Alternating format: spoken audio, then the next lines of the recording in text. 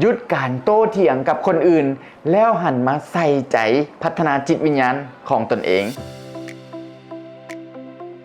มนุษย์ส่วนใหญ่จะเป็นสัตว์ที่ว่าหลงตัวเองหลายจนเกินไปมนุษย์ส่วนใหญ่จะเป็นสัตว์ที่คิดว่าตนเองถูกต้องเสมอความคิดของตัวเองถูกต้องเสมอบางครั้งบางคราวเฮาก็บ่ยอมรับฟังคำคิดเห็นจากผู้อื่นมีประสบการณ์เกิดขึ้นกับตัวท่านเองบ่สิ่งที่ท่านทุ่มเทตั้งใจเฮ็ดแท้เฮ็ดว่าท่านอาจจะคิดว่าคนอื่นอาจจะเฮ็ดตามท่าน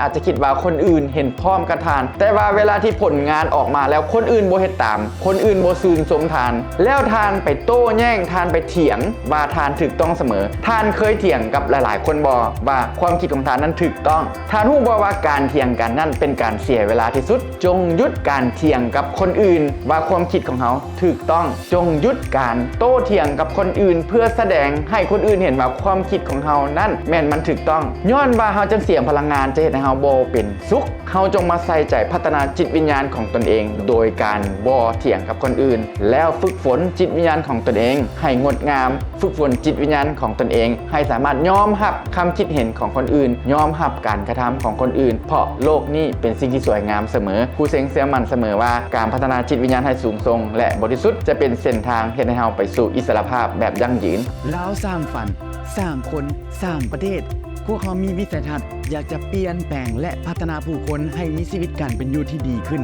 พวกเขามีหลักสูตรฝึกอบรมหลากหลายบอกว่าจะเป็นพิธีไก่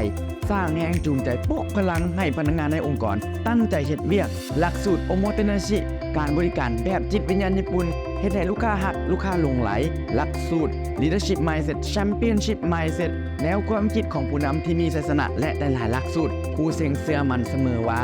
การลงทุนในการพัฒนาองค์กรเป็นการลงทุนที่คุ้มค่าที่สุดขอขอบใจ